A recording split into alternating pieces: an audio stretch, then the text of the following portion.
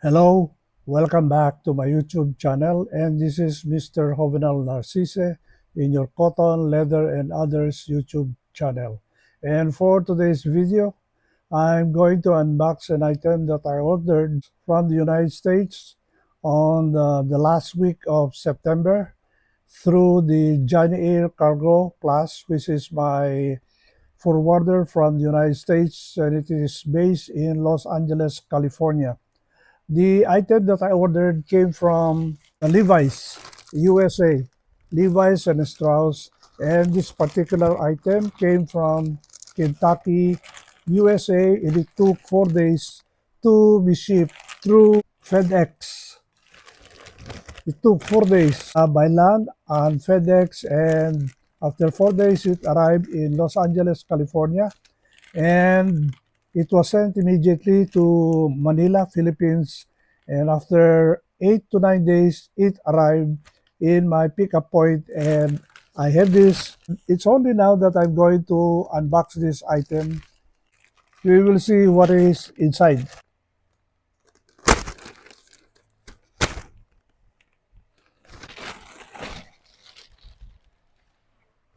This is a item that I ordered from Levi's USA. The reason why I bought this is a fox leather suede in brown rocker jacket. It looks like a leather, but I think this is made of 100% rayon. But it smells like a leather. This is size small and the price is $138. However, I was able to get a cheaper price.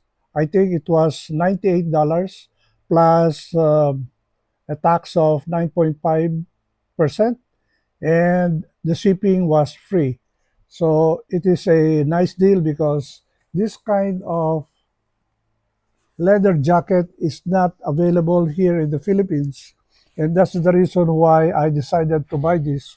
Of course, it has two buttons on the front with nice big snap buttons, which has a Levi's and Strauss markings. Aside from having buttons on the placket, we'll see a. I was surprised with this because it has a zipper aside from the snap buttons. Oh, it's nice. It has a thin nylon lining, which is very light.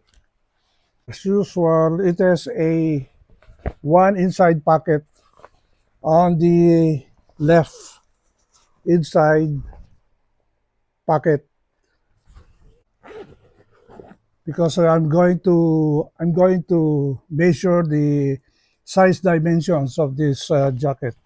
And I'm going to see the tab as usual.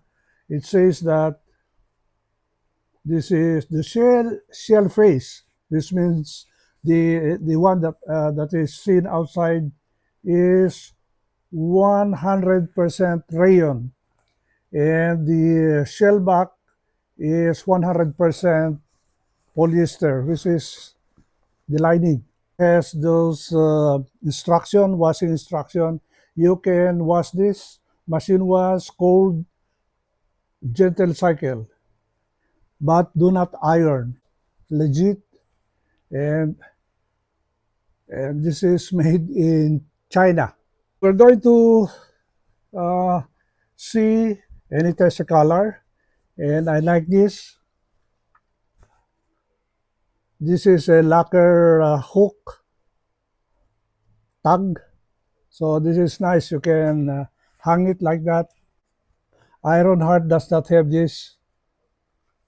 Okay, we're going to measure the dimensions. We'll start with the shoulder. The shoulder is 18 and a half. It's a little bit loose. pit to pit is 20 and a half. The waist is 20 and 3/4. And the opening on the hem is 20, 20 and a half. The length of this jacket is 25 inches. The length of the sleeves 26, 26 inches, and the opening with the farthest stop button is five, 5.5. In this sleeve, opening of the sleeve, you have two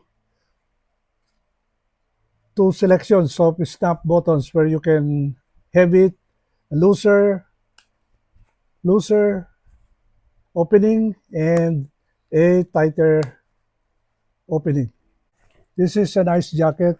Of course, I can use this here in the Philippines because it is very light.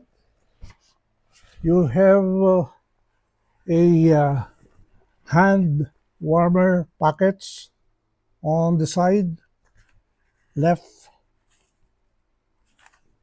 the left, and the right.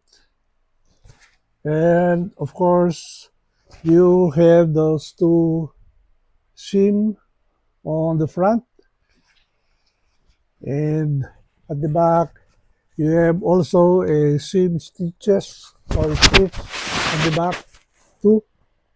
And if you wear this, it looks like your body is tapered, although this jacket is a straight cut. This is a nice part of my collection of Levi's items because this jacket is seldom seen here in the Philippines. And the snap buttons are very nice. And of course, the zipper is very, very unique. So with that, if you have any comments in this video, please write down below. And if you haven't subscribed to this channel, please subscribe. And of course, please click the notification bell for latest video contents on this YouTube channel. Thank you for watching and have a good day.